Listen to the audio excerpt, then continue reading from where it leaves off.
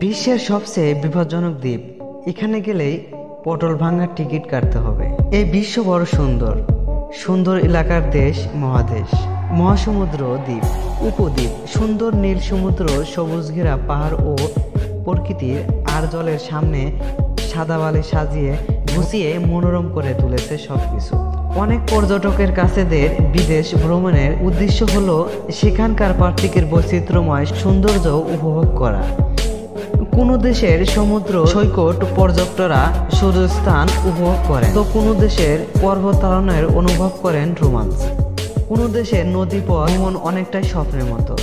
আবার কোনো দেশের দ্বীপ বেড়াতে গিয়ে নিরিবিলি প্রকৃতির সৌন্দর্য উপভোগ করাই হয়েছে পুরোত মূল উদ্দেশ্য।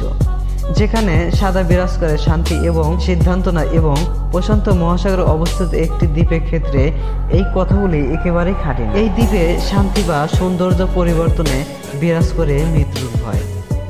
হ্যাঁ, প্রশান্ত মহাসাগরে বিচিকিনে আসতে প্রশান্ত মহাসাগরে বিকিনে অ্যাটল নামে প্রবল দ্বীপটি একটি মৃত্যুকূপ, কারণ এটি হলো এই দেশের পারমাণবিক দূষণে দূষিত একটি দ্বীপ। এই দ্বীপে যেন যান না কেন তার মৃত্যু অনিবার্য। কেননা এমন হয়, চলুন এই দ্বীপ সম্পর্কে কিছু অদ্ভুত তথ্য জেনে নেওয়া যাক। নিশ্চয়ই ভাবছেন যে কেন এমন ঘটে, এই দ্বীপ কিভাবে মৃত্যুর কূপে পরিণত হতে পারে।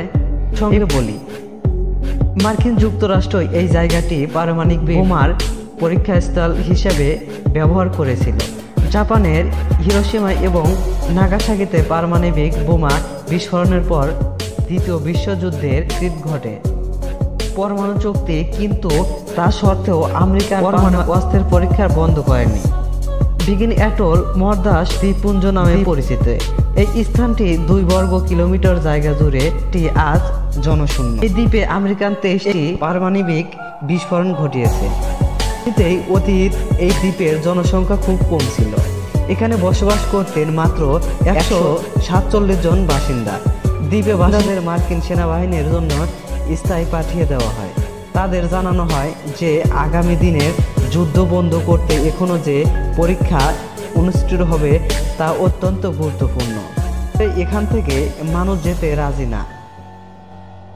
পরে এলাকার নেতা সকলকে রাজি করানোর এরপর আমেরিকান 1946 থেকে 1998 সাল পর্যন্ত এই দ্বীপে মোট 23টি পারমাণবিক পরীক্ষা চালায়, যার মধ্যে 20টি ছিল হাইড্রোজেন বোমা। লোকজনকে বলা হয় ফিরে আসতে।